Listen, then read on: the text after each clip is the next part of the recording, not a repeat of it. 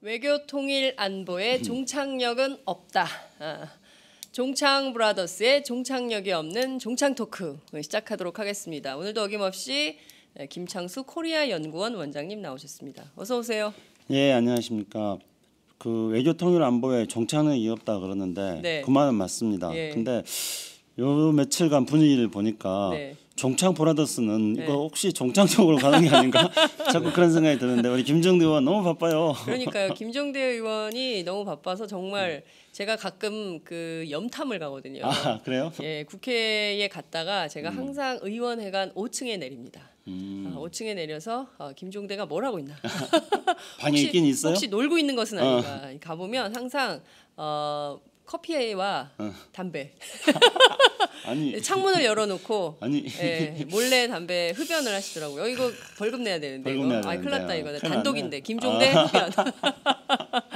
예, 그렇게 뭐 열심히 막 서핑도 하시고요. 아니 서핑이란다. 서칭도 하시고요. 아 여름이 다가오니까 놀러 가고 싶나 봐요. 예, 말이 헛나오네.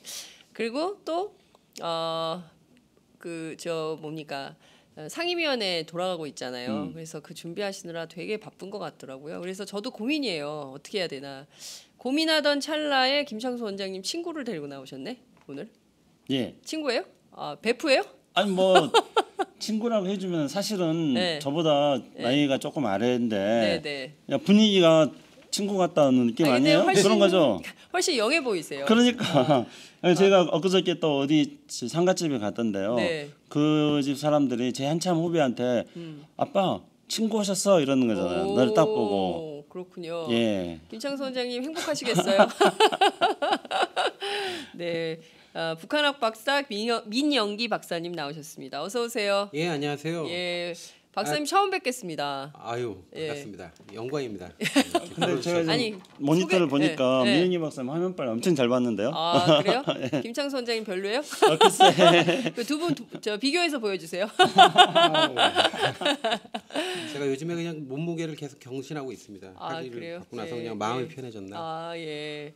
박사님 저희 청취자들 저희 시청자들에게는 처음 인사를 드리는 거라서요. 예. 그 베프인 김창수 원장님이 먼저 조금 짤막하게 소개해 주시고 이어서 민 박사님 얘기 좀 들어볼게요. 예, 저는 뭐 진짜 짤막하게 딱 한마디만 소개하면 됩니다. 이거 한번 잡아주시겠습니까? 짠 봐주세요. 오, 이 제목이 뭡니까 뭐냐면요. 뭡니까? 이 시커먼 책 뭡니까? 네, 북한 경제 체제의 변화에 관한 연구. 오. 그래가지고 뭐 화폐적 관계의 확산과 혼종 체제의 형성. 열나 어렵습니다. 말이야? 박사님 쓰려면 이 정도 어려워야 돼요. 아니 근데 좀 쉽게 쓰면 안 돼요? 아 박사님들 너무 제목은 어려워요. 어려워야 돼요. 근데 어쨌든지간에 북한의 화폐 이런 거에 대해서 어떻게 본다면 우리나라에서 최초로 북한 화폐에 대해서 박사 논문을 쓴 겁니다. 한국 최초로 북한 화폐에 대한 예. 연구 논문이 나온 저는 거군요. 이게 대단한 논문이라고 생각하거든요. 그리고 어쨌든지간에 또 박사고요. 네. 근데 이 기회를 들어서 제가 잠깐 해명을 하자면은 네. 사람들이 저한테 자꾸 박사 그래요. 네. 여기서 우리 장윤선 기자는 저한테 박사라고 안 해서 다행인데요. 네. 저기 정봉주 팟캐스트 가면은 네. 정봉주님 맨 저한테 김 박사 그래가지고 아니 근데 그 제가 보기에는 김창수 원장님은 일반 박사들이 논문 한두 개 쓸 때 한 1년에 한 10편씩은 쓰는 거 같아요. 아니요. 아니 박사 이상이에요. 제가 보기엔 삼선 국회의원급이야. 아, 그러면 이렇게 해주세요. 그러니까 수료라고 해서 김수료. 김수료? 저 박사 학위를 한 게 아니고 수료만 했거든요. 왜 논문 안 쓰세요? 이거 좀 바쁘니까 팟캐스트도 나와야 되지. 한장해야지. 예. 또 병가로도 해야 되지. 예. 근데 아무튼 제가 북한 화폐를 가지고 제가 이렇게 수십 년간 북한 뭐 동아시아 이런 거 공부를 하면서 아직도 박사 논문을 못 쓰고 있는데 박사 논문 쓰는 게 힘든 일입니다. 근데 북한 화폐를 가지고 이렇게 박사 논문 썼다는 것 자체가 대단한 겁니다. 네, 그렇군요. 대한민국 최초로 북한 화폐를 중심으로 해서 쓴 논문의 주인공. 우린 최초 이런 거 좋아하거든요. 단독 최초. 민 박사님 뭐 개인적으로 어떤 소개 좀 해주시죠. 아유, 전 몸둘 바를 모르겠습니다. 예. 근데 제가 한 10cm 띄워놓고 우리가 해요. 아유, 떨어질까봐 걱정인데요. 그 박사학위를 받았는데 받고 나서 아주 큰 뜻을 품고 뭐 우리 공동체를 위해서 좀 뭔가 좀 해볼까. 그러면서 꿈에 부풀었는데 뭐 축하를 하는 의미에서인지 하여튼 받자마자 개성공단도 없어지고 그래서 지금 이제 생계를 걱정하고 있습니다. 이 불쌍한 상태가 됐는데 앞으로 하여튼 좋은 어떤 기회가 많아서 좀 우리 공동체에 좀 기여하는 그런 활동을 좀 했으면 좋겠습니다. 그렇군요. 박사님 원래 금융 관련해서 인터넷 강의하는 게 전공이시래요. 그 금융 전문가로 활동하시다가 북한 문제에 관심이 있어서 이렇게 연구자로 변신한 케이스. 그거 어떻게 하셨어요? 김창수 원장님이 얘기해 주세요. 근데 저는 우리 민현기 박사가 지금 이제 저는 논문 아직 다 읽어보진 않았습니다만은 이 보면은 북한의 이 사회주의 계획 경제하고 북한의 화폐 그리고 이제 북한의 이렇게 시장화 뭐 이런 거에 대해서 굉장히 많이 썼거든요. 그래서 북한의 저도 이제 우리 팟짱에서도 북한의 돈주들이 많이 있다. 그래요, 일종의 우리나라의 80년대를 본다면 졸부 같은 그런 층들이 생기고 있다. 그런 얘기도 했는데 이 논문에서 많이 다루고 있거든요. 근데 네. 우리가 이제 북한의 변화 그런 이야기들을 많이 하잖아요. 네네. 또는 뭐 북한을 변화시켜야겠다. 또는 뭐 심지어 북한을 개혁 개방시켜야겠다. 그렇게 우리가 막 떠드는데 실제로 정작 북한 내에서 어떤 변화가 일고 있는지 이런 건 파악을 하고 있지 않다는 겁니다. 근데 우리 민은기 박사의 논문은 바로 우리가 변화시키려고 그렇게 했던 북한이 알아서 지금 내부적으로 변하고 있거든요. 시장화 됐다는 게 그런 거 아니겠습니까? 그래서 그런 점을 지금 민은기 박사가 논문으로 썼는데 저는 그렇기 때문에 앞으로 우리가 북한을 다룰 때, 북한을 대할 때 이 북한 내부적으로 어떻게 변하고 있는가를 잘 파악한다면은 우리가 정말 대북 정책을 잘 짤 수 있다고 생각합니다. 그런 점에서 저는 굉장히 좋은 논문을 쓰셨고 그리고 이 좋은 논문을 쓰신 분이 팟짱에 또 논문 쓰고 나서 공개적인 첫 활동을 팟짱으로 또 선택했다는 거. 그렇군요. 그것도 예, 대단한 영광입니다. 일이죠. 예. 왜 그러세요? 저희가 원래 이렇게 한 10cm에서 한 20cm 정도 뛰어넘고 이제 시작을 합니다. 중요하죠. 정말 북한은 우리의 파트너일 수밖에 없기 때문에 어떻게든 남북 관계를 잘 개선을 해줘야 우리의 미래 성장 동력도 생기는 거라서 진짜 경제 문제가 워낙 이렇게 한반도 남단에 얼마나 심각한 이슈입니까? 이제 북한도 마찬가지일 텐데 상호간의 협력으로 이 위기를 돌파할 수 있다면 그것도 이제 우리 민족의 지혜가 아닌가 이런 생각이 좀 들기도 해요. 그렇죠. 제가 한 말씀만 더 덧붙이자면요. 그러니까 어떤 북한의 그런 경제적인 변화 이런 것과 함께 네. 우리가 지금 한국 경제가 어떤 국제적인 리스크를 너무 많이 안고 있지 않습니까? 네. 그래서 제가 여기서 한국 경제의 퍼펙트 스톰이다 언젠가 한번 그렇게 말씀드린 적이 있었는데 예. 그러니까 분단돼 있다는 것 때문에 우리는 기본적으로 코리아 리스크를 안고 있고 근데 이제 중국 경제, 중국의 시장, 중국의 금융이 어떻게 되느냐에 따라 가지고 거기에 또 한국 경제 영향을 받고 네. 또 미국이 금리를 인상하느냐 안 하느냐에 따라 가지고 또 영향을 받고 또 유가가 어떻게 되느냐에 따라서 영향을 받고 그러니까 우리는 코리아 리스크 하나뿐만 아니라 차이나 리스크, 아메리카 리스크, 오일 리스크 이런 그 모든 리스크, 국제적인 리스크들이 종합돼 있는 그런 퍼펙트 스톰의 위기로 갈지도 모르는 상황이라고 봅니다. 따라서 이런 문제들을 종합적으로 융복합적으로 살펴보는 것들이 우리의 미래의 대안을 만드는 데 중요한데 우리 민 박사님이 북한의 경제와 그다음에 금융 문제까지 두루 섭렵하신 분이기 때문에 앞으로 좀 기대를 해야 될 것 같습니다. 그러니까요. 예, 저희가 한번 앞으로 들어보도록 하겠습니다. 그나저나 이 북한 이슈 이전에 한국 이슈가 너무 차고 넘쳐요. 오늘 아침 조간신문들 쭉 보셨으면 아시겠지만 이정현 전 청와대 홍보수석 지금 뭐 당대표 출마하려고 열심히 전국 투어하고 계시는 중인데요.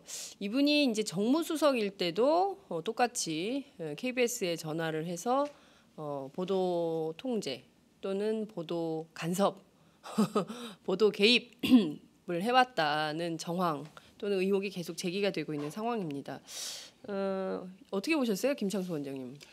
저는 지금 정가의 핫 이슈입니다. 핫 그렇죠. 이슈. 우선은 뭐 언론에 나는 걸 가지고 말씀을 드리면은 청취자 여러분들이 재미없어 하실 것 같아가지고 네. 이거를 어떻게 좀 종합적으로 뭔가 좀 분석적으로 한번 말씀 드려볼까. 네. 국리- 연구하셨어요? 오면서 계속 오전 내내 고민만 했습니다. 역시- 그래서 드디어 정리를 해냈습니다. 네, 연구자의 자세.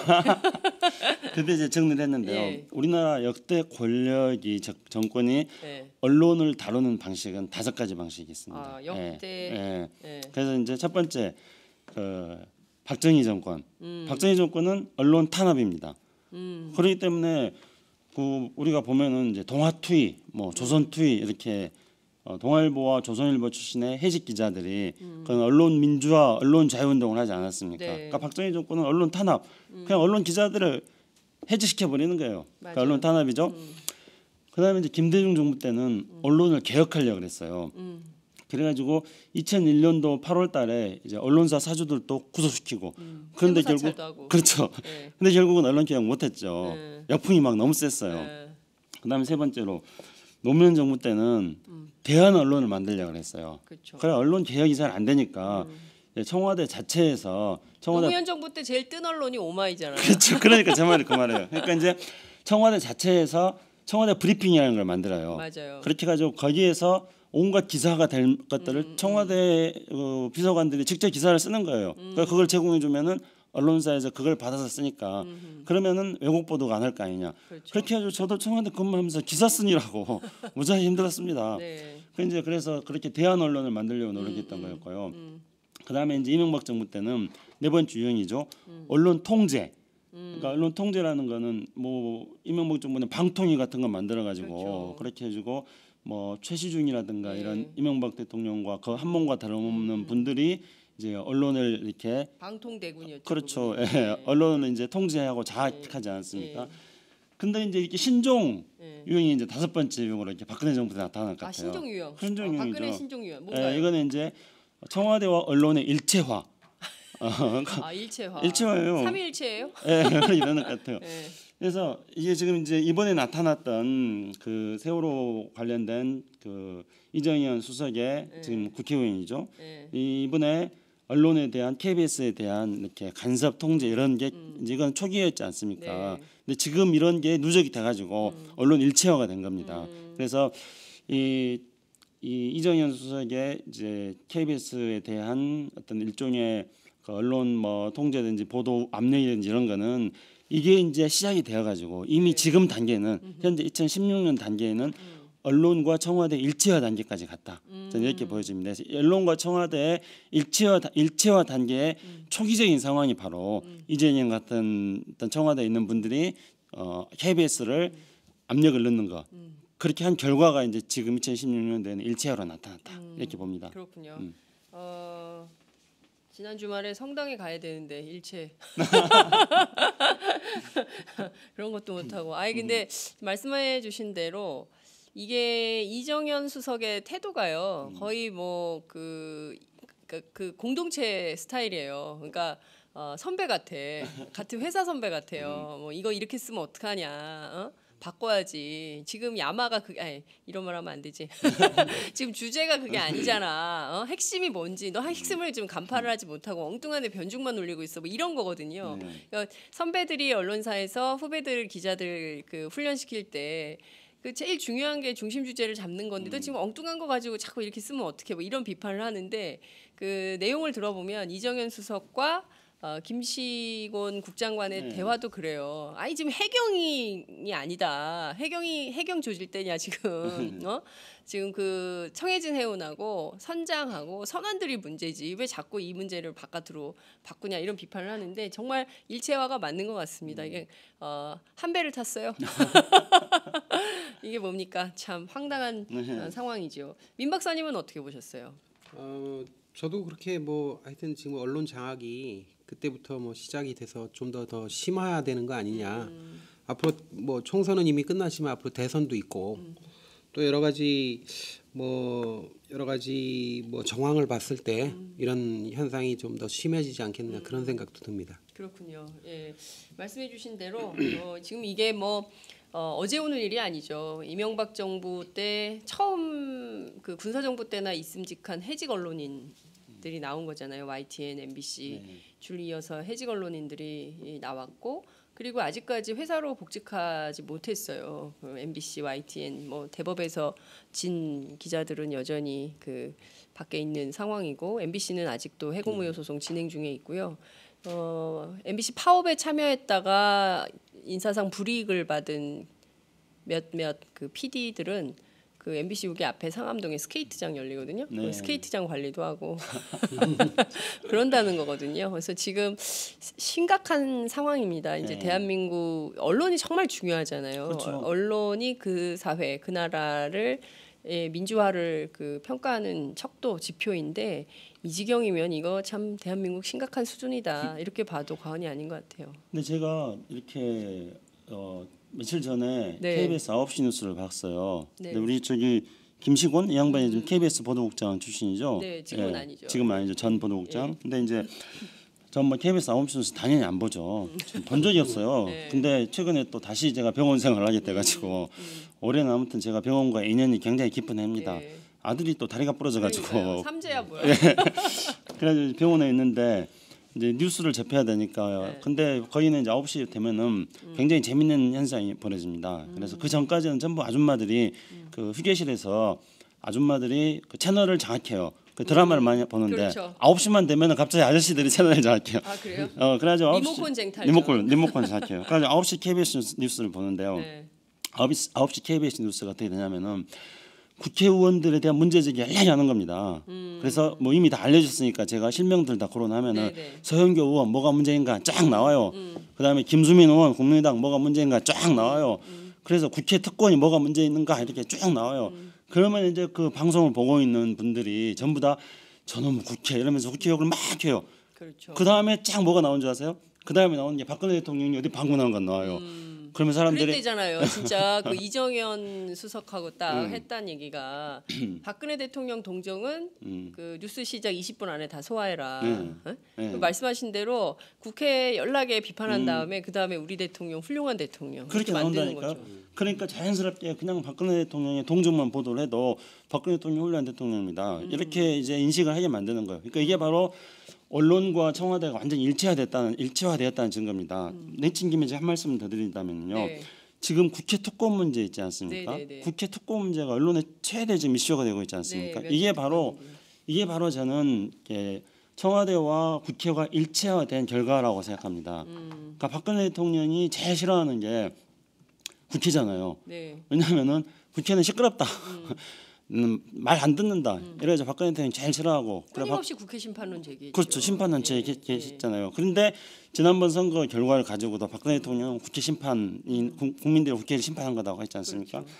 근데 이제 이번에 계속 그 국회의 문제점들 이야기하는 거예요. 그래서 국회의 문제점들 어떻게 이야기하냐면 이제 지금까지는 싸우는 국회, 일 안 하는 국회 이렇게 국회에 대한 어떤 프레임을 걸었잖아요. 네. 근데 이번에는 이제 부패한 국회 이렇게 지금 그 뭐 맞아요. 특권 문제를 얘기하면서 그렇게 해서 국회가 싸우고 부패했고 이렇게 해가지고 국회는 결국은 무능하고 일 안 하는 국회다 이런 식의 프레임을 지금 걸고 있는 겁니다. 그래서 우리가 한번 따져보자는 거예요.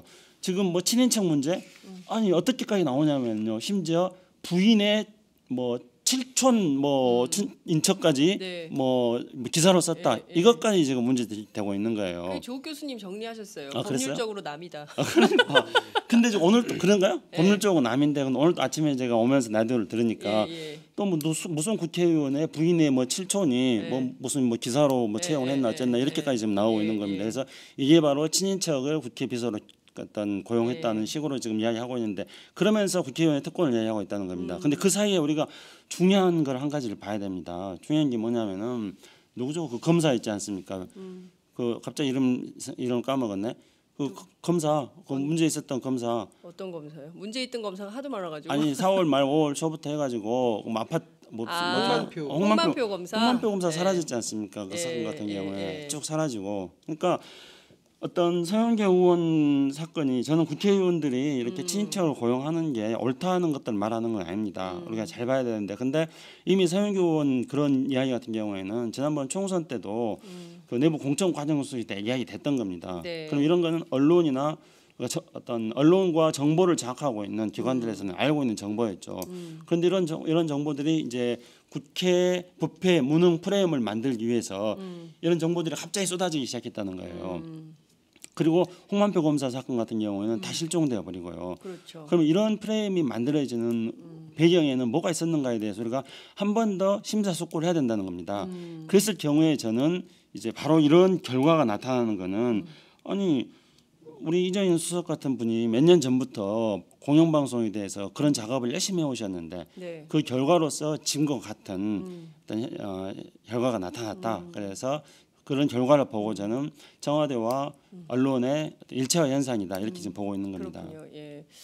그 아마 이번 주부터 전국 언론 노조를 중심으로 해서 이정현 수석의 녹음 파일 파문 이것은 그 대대적으로 언론인들이 나서서 문제 제기를 할 수밖에 없지 않나 이런 생각이 좀 들고요. 언론 노조가 내일 기자회견을 합니다. 그러니까 그걸 계기로 해서 기자들이 좀 언론인들이 나서서 이 문제들 얘기하고요. 시민들이 함께 해서 도대체 대한민국 이런 생각하시는 분들도 계실 것 같아요. 아니 그거 몰랐어요? 우린 다 알고 있었는데 왜 몰랐던 것처럼 해. 다만 증거가 이번에 처음 나온 거다. 이렇게 보시는 분들도 꽤 계실 겁니다. 우리 그 공중파 끊은 지 오래됐어요. 우리는 팟캐스트 하나로 진실 보도를 접합니다. 이런 분들 계시죠 지금? 여러분 어디 계십니까? 빨리 응원 메시지 남겨주세요. 예. 저희들을 그렇게 항상 응원하시는 분들이 계시죠. 앞에 있는 꽃주문.com, 예?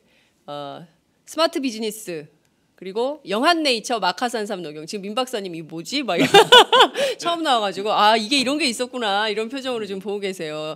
이게 지금 PPL 상품들이에요, 박사님. 예, 저희가 지금 마마스팜 그리고 또 풍모양꼬치 저희 방송 함께 해주시는 참 고마운 민주 사장님들이십니다. 우리 박수 한번 쳐주실래요? 우리 사장님들 위해서? 안 치는 거야? 여러분들 출연료를 주시는 분들이에요. 아 그러십니까? 그럼요. 예. 다시 국회의원들 같으면 일어나서 인사한다. 국회의원들 진짜 재밌는 게요. 그냥 막 얘기하다가 제가 사실은 그 동네 삽니다. 그럼 벌떡 일어나서 이렇게 기억자로 인사하세요. 여하튼 저희들이 이분들의 도움으로 방송을 잘 만들어가고 있다는 말씀 좀 드리겠습니다. 오늘 아침 조선일보에 단독 보도가 하나 나왔어요. 뭐였죠? 사이드 일면의 사이드 톱이죠. 근데 조그맣게 나와가지고 한 단짜리 기사인데 그 굉장히 영향력이 클 것 같은데요. 사드가 한두 달 안에 배치가 한두 달이라고 나왔나요? 한두 달이라고 나왔어요. 그게 기간을 딱 그 명료하게 박아서 발표한 건 처음인 것 같은데요.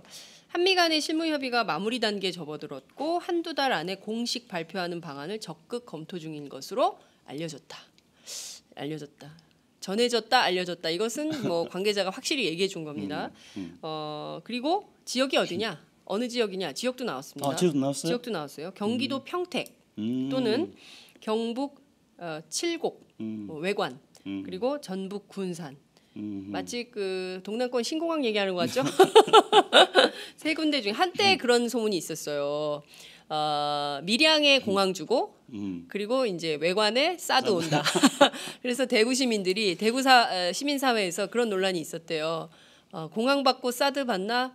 둘 다 안 받는 게 난거 아닌가? 뭐 이런 논란이 증폭됐었다. 이런 그 얘기도 돌았는데요. 중요한 것은 사드가 온다는 겁니다. 자, 우리가 이 문제 좀 짚어봐야 될 것 같아요. 우선 박사님 사드 배치 물론 이제 군사평론가는 아니고 북한 전문가이긴 하시지만 그래도 남북관계 꾸준히 봐오셨기 때문에 이게 실제로 현실화된다면 우리에게 미칠 영향, 특히 이제 한중 관계에 큰 영향을 미치게 될 것 같은데요. 박사님 좀 어떻게 보시는지요? 저는 뭐 군사 전문가는 아니지만 네. 사실상 이 사드라고 하는 게 북한을 이렇게 대상으로 해서 북한을 제어하기 위해서 사드를 배치한다고 하는 거는 전문가들 조금만 공부하는 분들이라면 이게 말이 안 된다는 거 알 수 있을 겁니다. 사실상 이게 중국을 이게 포위하고 봉쇄하는 그 전략의 일환으로서 일어나는 건데 이게 왜 우리나라가 미국의 그 어떤 국가 이익을 위해서 이렇게 가장 최첨단에서 이렇게 위험한 어떻게 보면 굉장히 위험한 건데 위험한 이런 행위를 하는지 잘 이해가 안 갑니다. 그렇다면은 뭐 어쩔 수 없이 그렇게 해야 된다 그런다면은 뭐 미국의 뭐 아주 큰 미국에게 무슨 큰 선물이라도 받고 한다 그러면 모르겠지만 제가 보기에는 그런 것도 아닌 것 같거든요. 근데 이렇게 그 중국이나 러시아를 자극해서 과연 얻을 게 뭔지 이걸 좀 저는 그 종잡을 수가 없고 이해할 수가 없습니다. 그렇군요. 네. 미국에서 큰 선물이라도 받고 하는 거라면 모르겠는데 그것도 아니라면 중국과 러시아를 자극하면서 이걸 왜 하려고 그러는지 알 수가 없다. 미국이 우리에게 무슨 선물을 줄 게 있나요? 박근혜 대통령 작년에 나가셨다 또 엄청 사인하고 오셨잖아. 그러니까요. 이제 이 박근혜 우리가 줄 돈만 많아져. 그러니까 이제 박근혜 대통령의 그 외교 때문에 네. 이 외교를 잘하는 대통령이다 그렇게 하는데 그 외교 잘하는 대통령이라는 어떤 그 화려한 유혹 네. 유혹 속에 박근혜 대통령이 중요한 국익을 지금 다 놓쳐버리고 있는 거죠. 그러니까 작년에 뭐 천안문 가가지고 박근혜 대통령이 천안문에서 이제 사진 찍은 거, 네, 성로 외교. 예, 네. 그것 때문에 굉장히 박근혜 대통령 그 사진 이제 언론에서 다 보도하면서 외교 잘한다는 그런 성과를 과시했습니다. 근데 그러니까 일본이 아니 우리는 한국과 사귀고 싶은데 한국이 자꾸 중국으로 간다. 그래서 한국의 중국 경사론, 중국으로 치우쳤다. 네. 이거를 이제 미국에 계속 유포시키는 겁니다. 그러니까 박근혜 대통령이 이제 10월달에 미국 가가지고 아 우리 중국에 경사된 거 아니다. 자꾸 이제 그런 식으로 변명을 해야 됩니다. 네. 그러다 보니까 이제 사드 배치 같은 경우도 수용할 수밖에 없는 상황으로 내몰리는 거예요. 자충수에 빠진 거죠. 네. 그런 구조가 있었습니다. 그런 구조하에서 이제 1월 4일 날인가요, 5일 날인가요, 북한이 수소탄 실험을 하니까 곧바로 박근혜 대통령이 사드 배치하겠다고 한 겁니다. 예. 그러니까 바로 박근혜 대통령이 사드 배치하겠다고 나온 거는 바로 작년에 천안문 성노 외교에서부터 시작된 박근혜 대통령의 외교의 결과였던 거죠. 그러고 나서 이제 작년까지만 하더라도 우리 정부의 입장이 무슨 뭐 요청도 없었고 뭐 협의도 없었고 뭐 하여튼 뭐 아무것도 없었다고 이른바 이제 오리발 작전이었습니다. 네, 네, 네. 그러다가 이제 올해는 싹 이제 뭐 할 것 같은 박근혜 대통령의 그 말 한마디로 이제 그렇게 됐습니다. 그래서 이제 미국은 그러면은 이왕에 박근혜 대통령이 작년에 그런 어떤 천안문 성노 외교부터 시작해가지고 박근혜 대통령의 어떤 외교적인 스스로 덫에 걸려 있어서 네. 사드 배치를 하는 상황까지 된 김에 미국은 박근혜 대통령 임기하에 사드 배치를 마무리 지어야겠다 이렇게 생각을 한 거죠. 미국 입장에서 본다면은 박근혜 대통령 다음 정부에서 사드 배치하는 거는 쉽지 않다고 판단하는 거죠. 그래서 미국은 사드 배치가 우리 민 박사님 말씀하신 것처럼 중국을 포위하기 위한 네. 일종의 이제 그 미사일 방어 네트워크거든요. 그래서 사드 배치는 반드시 필요한데 박근혜 대통령이 작년에 그렇게 자충수를 뒀기 때문에 박근혜 대통령의 임기하에서 네. 사드를 배치하겠다 이렇게 미국은 판단한 건데 그것에 대해서 우리는 추측만 했었던 거였죠. 네. 임기하에서 박근혜 대통령 임기 내에 미국이 사드 배치를 빨리 할 가능성이 많이 있다 이렇게 추측만 해왔습니다. 그런데 이제 이번에 드디어 그런 우리들의 추측이 대체적으로 이런 분야에 대한 추측은 이제 여기서 이제 잡봉 보도로 가는데 네. 맞아 떨어지지 않았습니까? 틀린 적이 예, 없죠. 그런 식으로 네. 이제 드디어 이제 조기 배치론으로 심지어 뭐 몇 달? 두세 한두 달 달 안에? 안에. 그리고 뭐 두세 장소까지 달이 아니에요. 한두 달. 한두 달인가요? 예, 예. 이런 상황에 지금 이르게 된 겁니다. 그러니까 그 사실 근데 중요한 건 이런 것 같아요. 그러니까 갖다 놓는다, 사드를 갖다 놓는다고 했는데 이게 과연 효용성이 있는 거냐? 우리가 보면 미국에서 이제 비행기를 사오긴 했는데 고물 비행기가 와가지고 성능이 제대로 안 되는 이런 문제들 굉장히 많이 있어서 문제 지적도 많이 됐었는데 사드에 대해서도 이게 과연 실효가 있는 거냐? 그리고 막 그 막대한 예산이 드는 건데 이거를 꼭 여기다 갖다 놓고 주변국을 긴장시킬 그래서 한반도를 화약고로 만들 그럴 필요가 있는 거냐. 앞서 말씀하신 대로 우리가 미국으로부터 큰 선물을 받는 게 아니라면 우리하고 그렇게 큰 무슨 꼭 필요한 대한민국 안보를 위해서 꼭 필요한 무기가 아니라면 이걸 굳이 여기다 갖다 놓고 주변을 자극해서 오히려 불안을 야기시키는 그런 게 필요한 거냐. 벌써 이제 중국과 러시아가 가만히 안 있을 거 아니에요. 그죠? 이렇게 되면. 박사님 어떻게 보세요? 박사님부터 먼저 말씀하시죠. 그렇죠. 뭐 중국하고 러시아의 뭐 반발은 뭐 불을 보듯 뻔한 것 같습니다. 네. 일단은 뭐 사드가 이 먼저 그 우리나라의 그 유용한 방어 수단인가 이거부터 좀 생각을 해봐야 되겠는데 네. 지금 저는 뭐 지금 우리나라가 지금 만약에 유사시가 된다 그러면 전방에 몰려 있는 그 방사포라는 거, 뭐 다연장포라고 우리는 보통 얘기하는 그런 거라든지 아니면 스커드라든지 노동 미사일 뭐 이런 것만 가지고도 충분히 우리나라가 굉장히 큰 타격을 입을 수 있고 네. 오히려 방어를 하려면 그런 무기들을 방어할 수 있는 실질적인 그런 뭐 미사일 방어 시스템이나 뭐 이런 것들이 있어야지. 네. 이건 뭐 여러 전문가들이 항상 얘기하는 거지만 지금 사드를 갖다 놓고 뭐 그 고각 발산, 네. 그 고각으로 발사한 그 무수단 같은 것들 대비한다, 뭐 이런 식으로 설명하는 것 같던데 이거는 네. 조금 너무 지나친 얘기가 아닌가 그런 생각이 듭니다. 이건 뭐 소 잡는 칼을 닭 잡는 데 쓰는 것도 아니고요.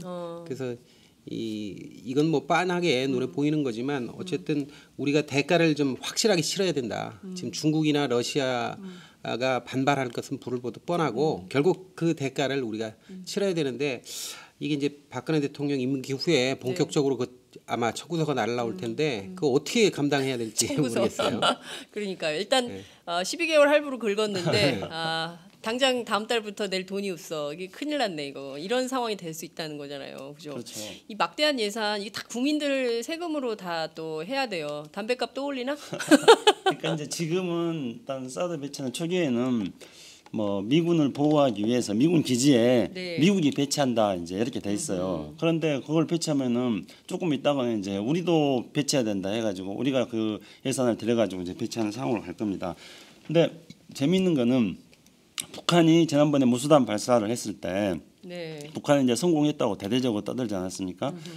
근데 그때 우리 국방부는 헷갈렸어요. 그래서 막 처음에는 막 실패했다가 막 그렇게 했다가 뭐 성공 뭐 부분적으로 뭐 성공한 것 같다 막 이렇게 하는데 근데 국방부가 실패했다고 했을 때 그 근거가 뭐였냐면은 이제 무수단이 400km밖에 안 날아갔거든요. 그러니까 정상적으로 한다면 3,000km에서 4,000km를 날아가야 되는데 400km밖에 안 날아갔다는 거죠. 네. 그러니까 국방부는 뭐라 했냐면은 이 정상적인 시험 비행을 하지 않았다.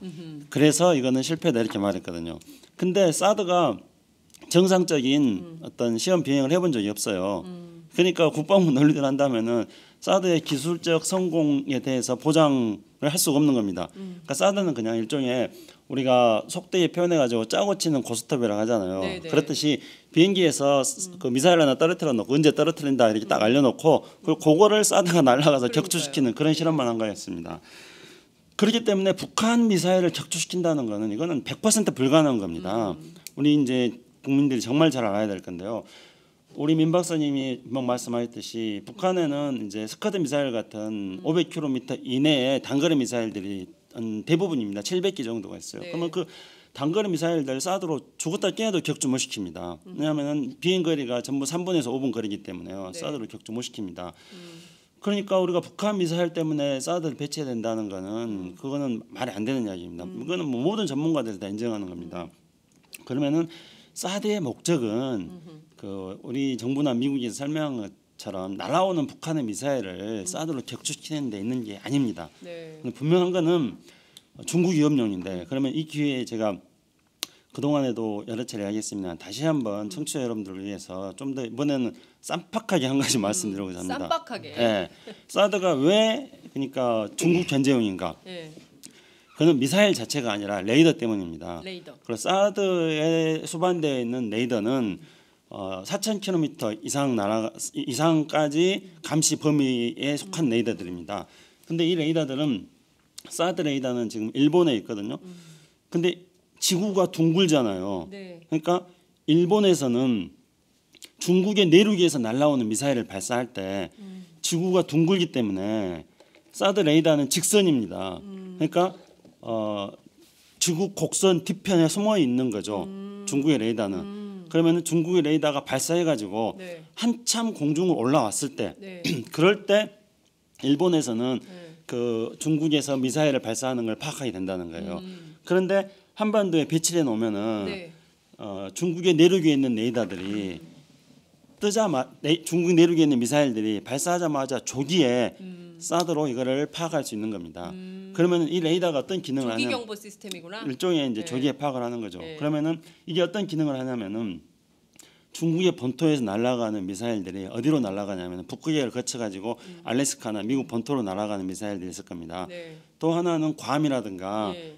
이쪽에 이제 서태평양에 배치되어 있는 미군 기지를 향해서 날아가는 미사일들이 있을 겁니다. 그러면은 이런 미사일들이 날아갈 때 사드 레이더에서 네. 이 미사일들을 조기에 탐지를 하는 거죠. 그렇게 해가지고 괌이나 미국 본토로 일종의 지휘 통신 체계를 통해 가지고 C3I 체계를 통해 가지고 정보를 보내주는 거예요.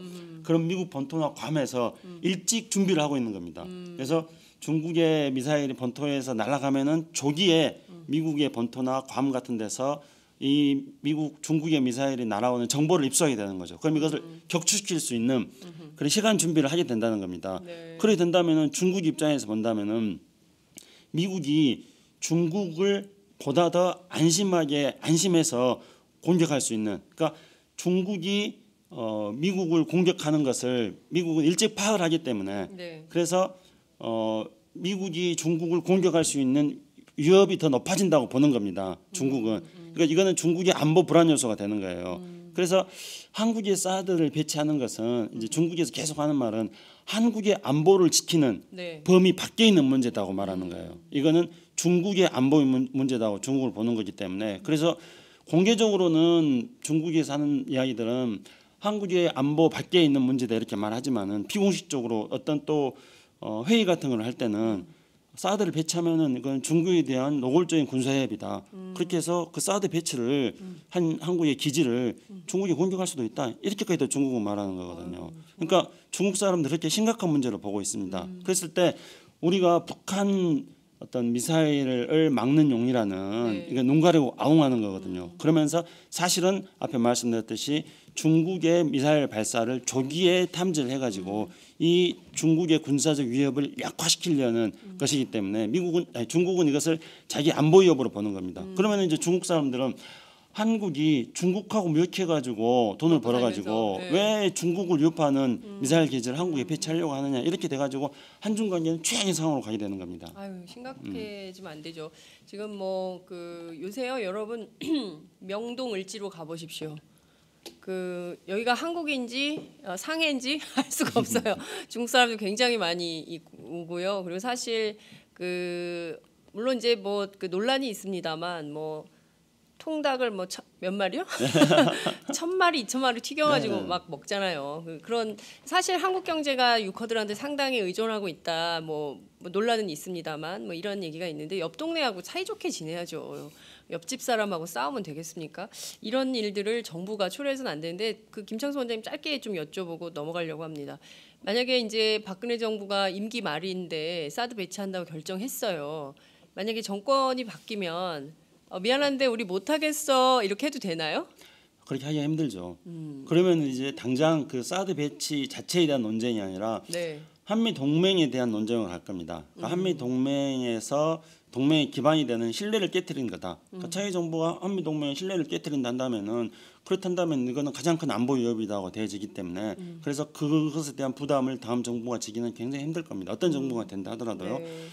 그러니까 그렇기 일단 때문에 박근혜 정부가 결정하면 다음 정부 이행할 수밖에 없다는 거죠. 번복하기가 굉장히 어렵습니다. 아이고, 심각한 예. 문제군요. 예. 이게 지금 잘 따져봐야 될 것 같습니다. 최근에 논란이 되고 있는 쟁점이 있어서 좀 여쭤봐야 될 것 같은데요. 그 간첩 사건이 계속 나고 있어요. 지명도 웃겨. 안산 간첩, PC방 간첩, 뭐 이렇게 그 네이밍이 참 다양한 형태의 이제 간첩들이 나오고 있는데 이게 80년대 많이 보던 모습이에요, 그죠? 80년대 이러다가 이제 뭡니까 그 간첩단이 되죠. 그러니까 처음에 단수로 시작했다가 나중에 복수가 돼. 그래서 간첩단 이렇게 이제 커지는데. 세계일보가 이런 보도를 했어요. PC방 간첩 충격 속에 지난해 국가보안법 위반 사범들이 급증하고 있다. 예, 그래서 지금 명실상부 다시 또 공안 정국이 마련되는 거 아니냐 이런 우려가 좀 쏟아지고 있습니다. 예컨대 지난주 저희가 이제 상세히 다루긴 했습니다만 그 총선 직전에 터진 사건이 있지 않습니까? 4월 8일인데요. 북한의 아니죠. 그 중국에 있는 그 류경 식당의 종업원들, 여종업원 12명이 집단 탈북했다. 이제 선거 앞두고 있어서 북풍 아니냐 이런 비판이 있었어요. 그리고 이제 그분들이 이제 한국에 왔는데 합신센터에서 지금 조사를 받고 있긴 한데 그분들의 상황이 어떤지 뭐 이런 걸 전혀 알 수가 없어요. 물론 이제 국정원의 그 추천으로 대한변협 변호사가 만났는데 그분이 만난 바에 따르면 뭐 20대니까 대학 진학을 꿈꾸며 영어 공부를 열심히 하고 있다. 쇼핑도 다닌다. 이제 이런 보도들이 나오긴 했습니다. 그러니까 여기서부터 시작해서 이어지는 이 이른바 간첩 사건들 저희가 어떻게 봐야 되는지 이거 좀 짚어봐야 될 것 같은데요. 민 박사님 먼저 말씀해 주실까요? 글쎄요, 뭐 그 지금 뭐 안산 간첩이니 PC방 간첩이니 이런 말 들면 그 전에 뭐 미녀 간첩 뭐 이런 미녀 얘기도 간첩 사건 있고, 있었죠. 있었죠. 맞아요. 예. 그거하고 비슷한 것 같은데 결국 이런 것들 뭐 공안 분위기를 좀 조성해서 다음 대선에 좀 뭐 그 덕을 좀 보지 않겠느냐 그런 거 바라고 하는 거 아닌가요? 아 그래요? 그런 게 누가 바라는 겁니까? 그건 뭐 제가 말씀드리기 좀 어렵고 그럼 제가 말씀드릴게요. 누가 말하는지. 누가 말하는지. 김창수 원장님께서. 그 보세요. 이번에 총선 전에 북한의 그 닝보인가요? 거기에 있는 식당 여종업원들이 중국의 닝보. 네, 중국의 닝보에 있는 북한 식당 여종업원들이 12명이나 갑자기 짠하고 서울에 나타났습니다. 네. 그리고 이들을 공개했지 않습니까? 근데 공개할 때 이유가 뭐였어요? 통일부에서 그 이유는 이들은 북한에 대한 제재가 본격화되는 시점에서 탈북한 사람들이기 때문에 네. 북한에 대한 제재 효과가 있다는 징표다. 그렇기 때문에 이것을 공개했다 그랬어요. 그러니까 기존에는 공개하지 않거든요. 이들에 대한 신변 보호, 이들이 국내에 안착하기 위해서는 신변 보호가 필요하죠. 그리고 가족들에 대한 보호 차원에서 북한에 있는 가족. 북한에 있는 가족들 또 중국에 있는 다른 동료 탈북자들에 대한 보호 이런 차원에서 공개를 하지 않는 게 지금까지 정부 방침이었습니다. 네. 이 방침을 깨고 공개를 했다는 거죠. 그 공개를 했기 때문에 끊임없는 의혹을 지금 받고 있습니다. 네. 그 의혹을 받는 건 총선 전에 공개를 해서 총선에서 뭔가 이익을 얻고자 하는 것이 아니냐 네. 이런 어떤 불로소득을 얻는 거죠. 그러니까 열심히 정치 잘해가지고 그 정치의 결과로서 국민들에게 표를 얻는 게 아니라 이런 엉뚱한 짓 해가지고 그래서 국민들한테 표를 이렇게 표심을 왜곡시키려고 하는 이런 결과로서 우리가 강력하게 의심을 했습니다. 네. 근데 그 의심이 지금 시점에서는 더 명료해지고 있습니다. 왜냐하면은 만약에 통일부가 공개했던 것처럼 그 이유처럼 네. 제재가 명확해지는 시점에서 이 탈북은 제재 효과다 이렇게 한다면은 이들을 네. 공개해야죠. 이들을 공개해가지고 이들의 증언을 통해가지고 제재 이후에 얼마나 힘들었기 때문에 탈북했다 이렇게 말해야 되지 않겠습니까? 지금 공개하는 게 당연하죠. 그런데 공개를 하고 있지 않습니다. 네. 그렇기 때문에 저는 이들을 데리고 왔을 때부터 또 현재 공개를 하고 있지 않다는 것 자체가 이들을 데리고 올 때 총선을 앞두고 어설프게 북풍몰이를 했다.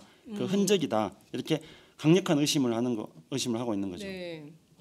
그리고 PC방 간첩 그리고 안산 간첩 이 문제는 좀 어떻게 이게 쭉 연동되는 문제로 봐야 되지 않을까요? 그러니까 이제 이분들의 이런 어떤 선거라든가 이런 것들을 앞두고 네. 끊임없이 이런 북풍몰이를 하고 싶은 욕망에 사로잡혀 있는 분들, 이 분들은 국민들 앞에 떳떳하지 않는 분들입니다. 그러니까 어떤 자신들의 그러니까 집권당에 또는 어떤 자신들이 지지하는 당의 네. 어떤 정책이라든가 어떤 정치 활동이라든가 이런 걸 통해 가지고 표를 통해서 국민들한테 심판을 받아야 되는데 이게 네. 자신감이 없으니까 자꾸 북풍몰이를 하는 거예요. 또 언론을 이렇게 통제를 자꾸 하는 겁니다. 그래서 이번에 이제 총선 때도 그런 시도를 했던 거였고요. 지금 이제 어떤 PC방 간첩 사건이라든가 뭐 안산 간첩 사건 이게 뭐 공범이라는 거거든요. 그렇죠. 근데 저는 이 사건 우리 사회에 정말로 이런 무슨 뭐 탈북자 지원을 위장해 가지고 네. 뭐 북한에 정보를 보내는 이런 사람들에 대해서는 물샐 틈 없는 단속을 통해 가지고 이런 사람들이 발붙이지 못하게 만들어야 되는 거죠. 그런데 이제 자꾸 이런 것들에 대해서 그 어떤 진실에 대해서 정확하게 국민들에게 공개를 하는 것보다 그러니까 엉뚱한 것은 공개하잖아요. 탈북자 12명 오는 것은 팍팍 공개를 하면서 네. 이 안산 간첩, PC방 간첩 이들에 대해서는 아직까지도 알려진 게 별로 없습니다. 근데 이렇게 안산 간첩, PC방 간첩이다 이렇게 공개를 하는 것들이 바로 이제 이런 것들을 통해 가지고 내년도에 대선을 앞두고 뭔가 오밍업을 하고 있는 거 아니냐. 그러니까 그래서 대선 때 또 이런 식으로 뭔가 사건을 만들어 나가서 대선에 국민들의 표심을 왜곡하기 위한 어떤 그런 사전 정치 작업이 아니냐 이런 의문을 가지는 겁니다. 기존에 너무나 그런 것들을 많이 했기 때문에요. 그렇군요. 국회 정보위원회에 참석했던 한 참석자가 중앙일보하고의 인터뷰에서 이런 얘기를 했어요. 간첩이 너무 흔해져가지고 불감증이 생긴 거 아닌가라는 우려마저 든다. 근데 이제 그 안산 간첩과 PC방 간첩이 공범인데 둘이 2인 1조로 움직였다는 거예요. 무슨 강도 그런 데서 저희가 이제 2인 1조로 움직였다 이제 이런 보도를 많이 접하는데 간첩도 이제 2인 1조로 이렇게 움직이나 뭐 이런 생각마저 드는데요. 그러니까 중요한 것은 이분들을 체포하는 과정을 이 간첩을 그 동작구의 한 PC방에서 검거한 이 PC방 간첩의 경우에는 체포 과정을 촬영을 했어요. 전 과정을. 그래서 국회 정보위원회에서 여야 의원들이 지켜보는 가운데 상영을 했는데요. 근데 관련해서 그 국정원 인사처장 출신이죠. 김병기 더불어민주당 의원이고 이제 야당 간사인데 김병기 의원이 문제 제기를 했어요. 이거 공개하지 않기로 했는데 왜 누가 흘린 거냐 이런 비판을 했는데 어찌됐든 이런 공개하지 않기로 한 내용들 앞서 말씀하신 대로 북한 가족의 신변의 위협이나 우려 뭐 이런 것 때문에 공개하지 않았던 그 여정호번 12명을 확 공개해 버린다든가 이 검거 과정에 대해서 이런 일이 있었다라고 알린다든가 뭐 이런 문제들에 대해서는 경우에 따라서는 말씀하신 대로 정치권에서 뭔가 북풍을 위한 공안 몰이 이런 작업을 하고 있는 거 아니냐 이런 의혹도 가능할 것 같긴 해요. 박사님 어떻게 보세요? 일단은 뭐 김창수 선생님 조금 전에 말씀하셨지만 네. 그 뭐 지난번에 그 북한 종업원 네. 12명 이렇게 넘어온 거 이거는 뭐 실패한 북풍몰이다 이렇게 보는 게 명확할 것 같고요. 네. 만약에 그게 뭐 그 사람들이 자의해서 이렇게 떳떳하게 넘어왔다 그러면 공개를 안 할 이유가 없거든요. 그리고 또 여러 가지 이유를 대는데 네. 제가 보기에는 그건 뭐 좀 논리적으로 맞지 않는 것 같고요. 그 조금 결이 다른 것 같은데 지금 현재 안산 간첩이나 네. PC방 간첩은 또 새로운 또 하나의 북풍몰이 준비가 아닌가 그런 생각이 들어요. 일단은 이게 뭐 과거에는 그러지 않았는데 이게 갑자기 무슨 뭐 국회 정보위에서 네. 뭐 촬영한 것을 뭐 튼다거나. 보여준다든지 예, 예. 아니면 뭐 요즘 간첩이 많아졌다느니 뭐 북한의 뭐 사이버 전사단이 어쩌고 뭐 이런 얘기가 요즘 많이 나오잖아요. 네, 네. 그런 거 보면 결국 이것이 뭐 지난번에 그 테러 방지법을 뭐 좀 변칙적으로 뭐 네. 여러 가지 우여곡절이 있었지만 하여튼 통과가 됐지 않습니까? 네. 그러니까 이제 남은 이제 사이버 테러 방지법이라든지 이런 것까지 다 연결을 해서 결국 대선 전까지 뭐 북한의 사이버 테러 위협이라든지 이런 것들을 조장해서 결국 어떤 우리 그 대선에 좀 유리한 국면을 조성해 보려고 하는 거 아닌가? 옛날에 그 좀 재미를 본 것 같은데 계속해가지고 그거 포기하지 않을 거라고 봅니다. 저는 그래서 그런 입장에서 그런 어떤 맥락에서 우리가 이 사건을 바라봐야 되지 않을까 그런 생각이 듭니다. 그러니까 후보가 좀 약하더라도 이를테면 국정원 댓글 사건처럼 이제 그렇게 큰 사건이 기획돼서 뭔가 대선에 영향을 미치려고 하는 사전 준비단 게 아니냐 그런 의혹도 가능한 거 아니냐. 예. 네. 그러니까 저는 이제 금방 민 박사님이 굉장히 그 정확한 지적을 하셨다고 하는데 사이버 네. 테러 방지법과 관련 있는 거라는 어떤 의혹을 강하게 가집니다. 네. 왜냐하면요. 아까 우리 장윤선 기자님이 이제 이 PC방 간첩 사건 시작할 때 80년대가 연상된다 하셨잖아요. 네, 근데 네.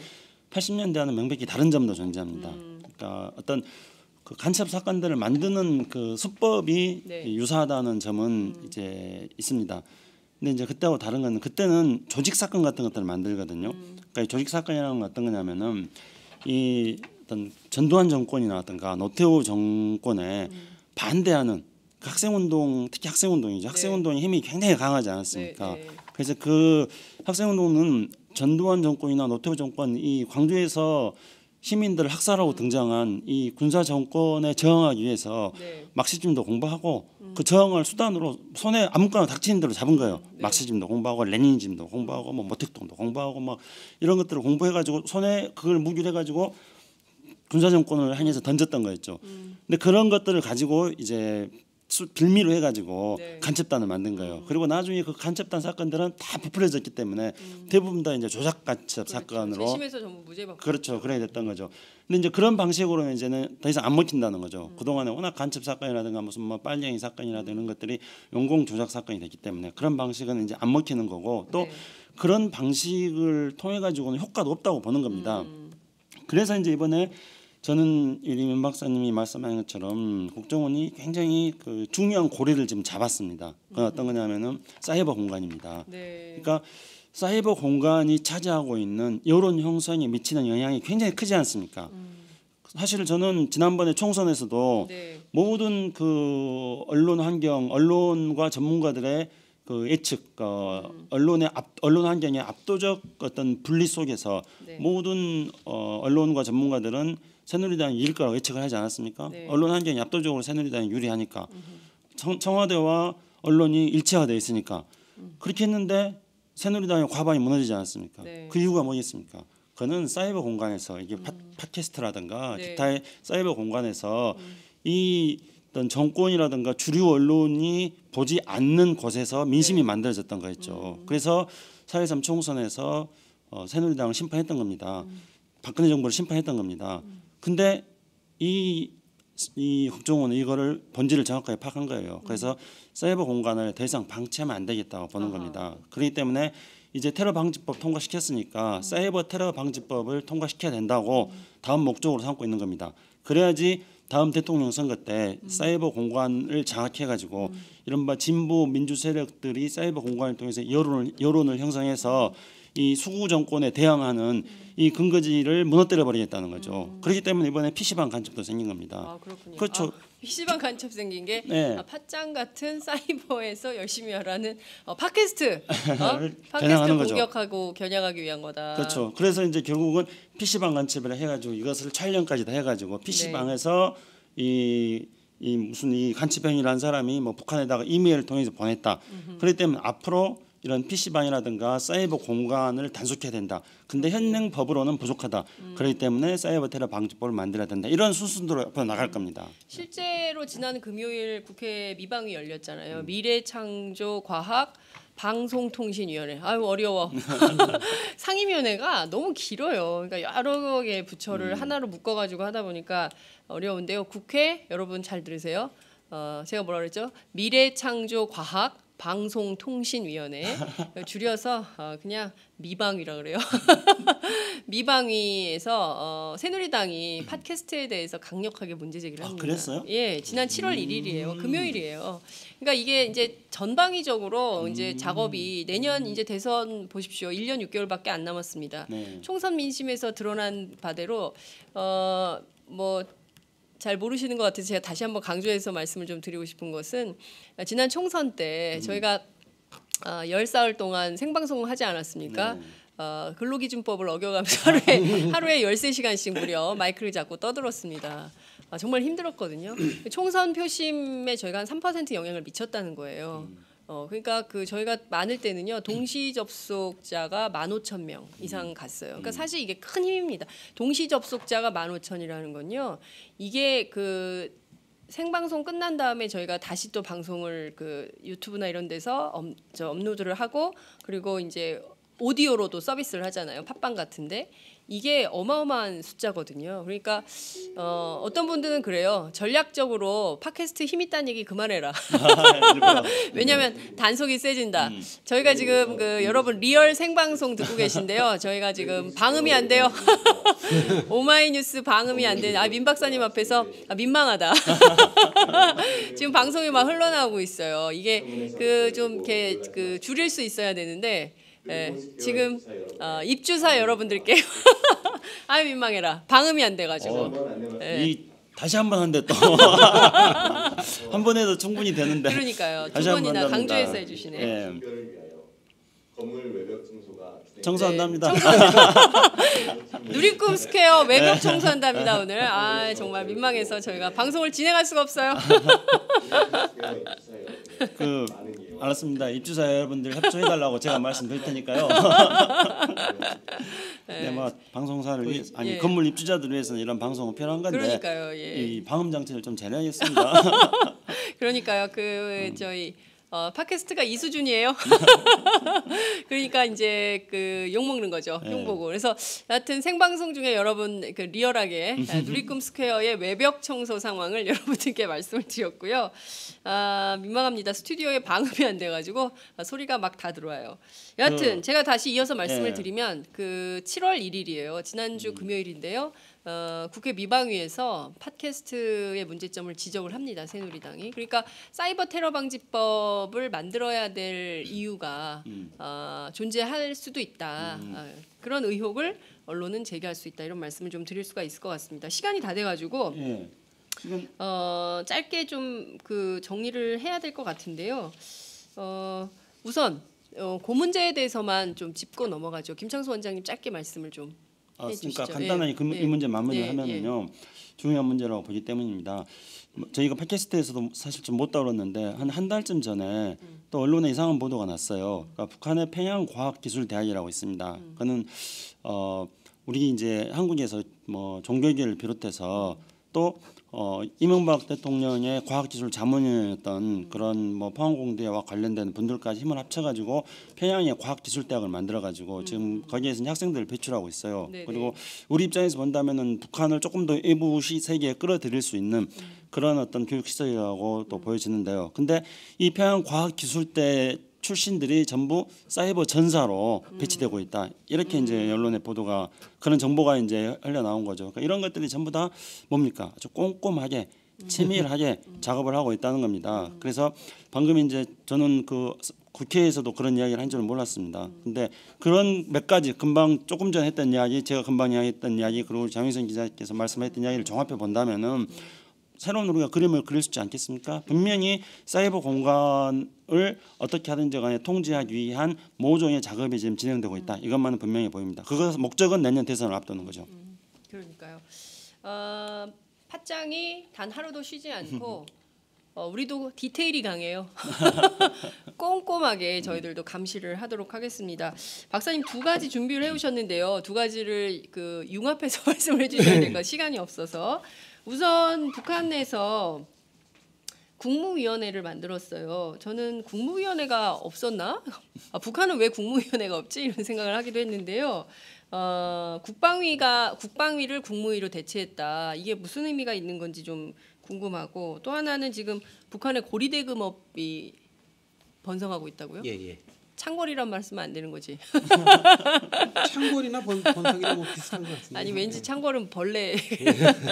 여하튼 이 참 걱정입니다. 북한도 먹고 살기 어려울 텐데 우리처럼 이런 고리대금업에 또 핏발리는 가여운 그 민중들의 삶을 생각하니까 저도 좀 걱정이 좀 되는데요. 요거 두 가지를 묶어가지고 짧게 말씀을 좀 부탁드릴게요.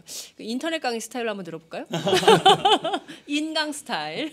지금 국무위원회는 그 이제 김창수 원장님이 이게 전공을 하시는 부분이니까 그거는 조금 제가 간단하게만 말씀드리면 어쨌든 이 국무위원회라는 게 이제 국방위원회를 대체한 거 아닙니까? 네. 그 일단 그 김정은이 가지고 있는 직함은 뭐 여러 가지가 있지만 가장 큰 게 이제 세 가지인데 당, 군, 정의 세 가지 직함이 이제 있는데요. 그 중에 이제 당은 물론 뭐당 그 위원장이 됐고요. 네. 노동당 위원장이라고 그러죠. 그다음에 이제 군은 이제 변하지 않지만 최고사령관이고, 그다음에 이제 그 전까지는 국방위원회 제1위원장이었죠. 근데 이게 이제 국무위원회로 바뀌면서 이제 그 위원장이 되었는데 이걸 어떻게 그 이렇게 볼 수 있을 것 같습니다. 그러니까 과거에 그 국방위원회라 그러면 그 북한이 그 김정일 시대에 그 아주 굉장히 어려운 시기를 겪었잖아요. 네. 그 어려운 시기에 비상기구 정도로 그런 걸로 이제 국가기구를 운영했다 네. 이렇게 볼 수 있는데 지금 국무위원회로 바꾸면서 결국 정상적인 국가운영 체제를 로 나아가겠다 이런 의지의 표현이 아닌가 그런 생각이 일단 듭니다. 아마 그럴 것이라고 저는 생각을 하는데 그 네. 추이는 좀 봐야 될 것 같습니다. 그리고 얼마 전에 북한의 그 어떤 화폐 현상에서 뭐 북한에서 뭐 외화 통용이 일반화되고 있고 네. 뭐 2013년에 이미 북한에서 북한 원화보다 네. 위안화를 더 많이 사용한다.